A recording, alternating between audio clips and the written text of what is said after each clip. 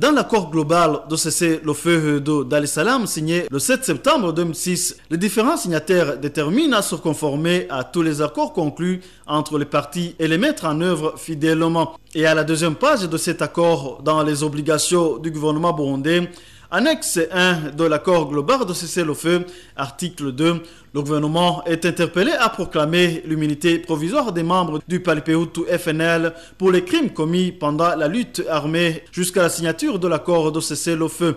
Au retour au pays, le gouvernement burundais promulgue 2 mois après, en date du 22 novembre 2006, la loi numéro 1/32 portant immunité provisoire de poursuite judiciaire en faveur des membres du mouvement signataire de l'accord de cessez-le-feu du 7 septembre 2006.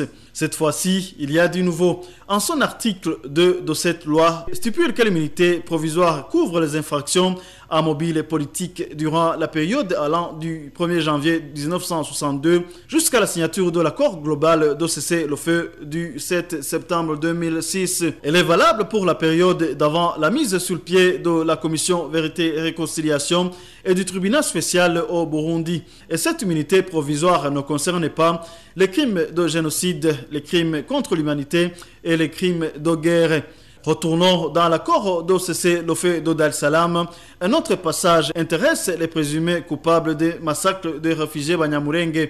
En annexe 2, article 3, stipule que les membres du Parti Hutu FNL bénéficieront de l'immunité provisoire pour les actes commis pendant leur lutte armée jusqu'à la signature de l'accord de cessez-le-feu. Une procédure pour la libération des prisonniers politiques et de guerre sera également entamée. Et en cette période où les présumés coupables des massacres de réfugiés des Banyamulenge disent bénéficier de l'immunité totale, à savoir Agathon Rwasa, qui était président du mouvement Parti Hutu FNL, et Pasteur Habimana, porte-parole, trouve que la justice burundaise n'est pas en mesure de les poursuivre. Rappelons que depuis le 24 novembre 2014, Pasteur Habimana a déjà comparu 5 fois et Agathon Rwasa est à sa première comparution.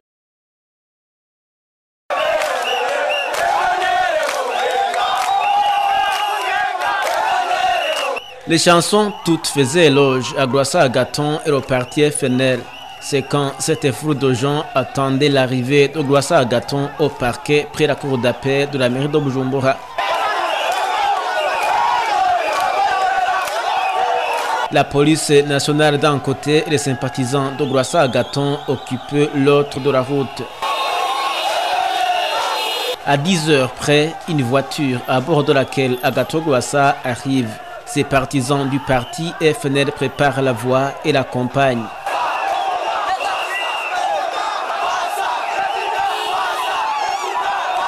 Il y court et chante, passant par l'avenue de la JRR, il monte à l'avenue Muyinga pour retourner à la case départ.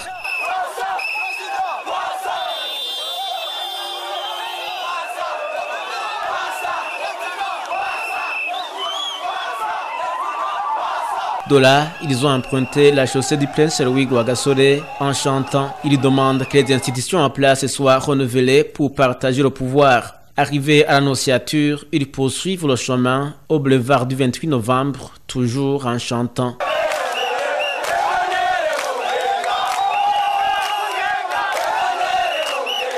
Ils montent avec l'avenue Belvedere, la police derrière, jusqu'au domicile de Rwasa Agathon. Ce fut la fin du trajet et là se trouve le directeur général adjoint de la police nationale du Burundi et les véhicules de la police nationale. Notez que 6 personnes de cette foule de gens ont été arrêtées par la police nationale du Burundi. Leur destination est jusqu'ici inconnue.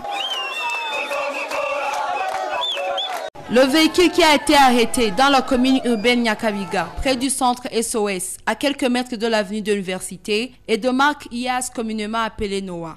C'est l'un des véhicules qui accompagnait Agathon Rwasa à son domicile à Kilili lorsqu'il venait répondre à la convocation du parquet en mairie de Bujumbura.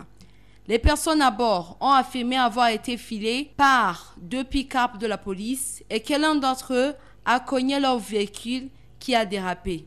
Ces fidèles d'Agathon Rwasa soutiennent qu'ils n'avaient enfreint aucune loi et qu'ils n'ont d'autre faute que celle d'être membres d'Agathon Rwasa.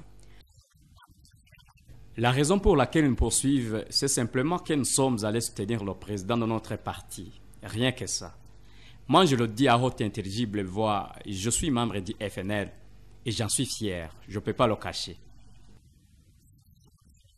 Le commandant de police de sécurité de roulage qui a effectué cette opération nous a indiqué que les propriétaires étaient poursuivis pour avoir leur véhicule en vitre fumé et dépasser le nombre de passagers autorisés.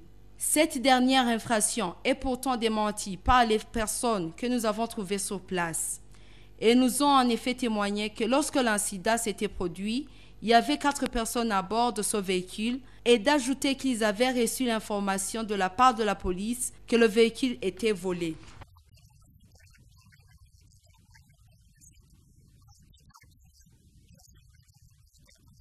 À peine arrivé à l'avenue de l'université, il y a un pick-up du ministère de la Sécurité publique qui l'a cogné et la voiture a perdu l'équilibre et percuté une moto qui se trouvait juste devant. Il y avait 4 personnes dans cette voiture et se sont enfuis aussitôt. Les policiers nous ont dit que c'était des voleurs de cette même voiture et nous sommes courus derrière eux pour les attraper.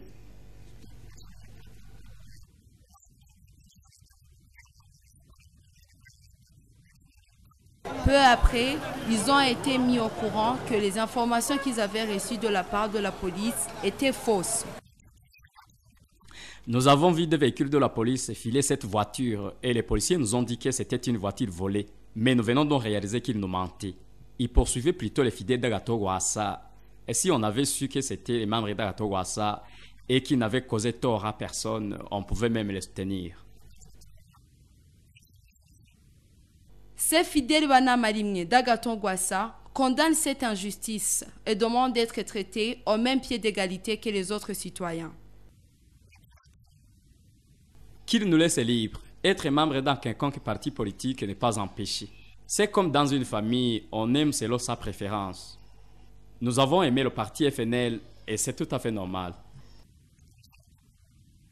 Ils ont également demandé la libération de 2 d'entre eux qui ont été arrêtés et emprisonnés par la police, ainsi que la libération de leur véhicule actuellement détenu à la PCR.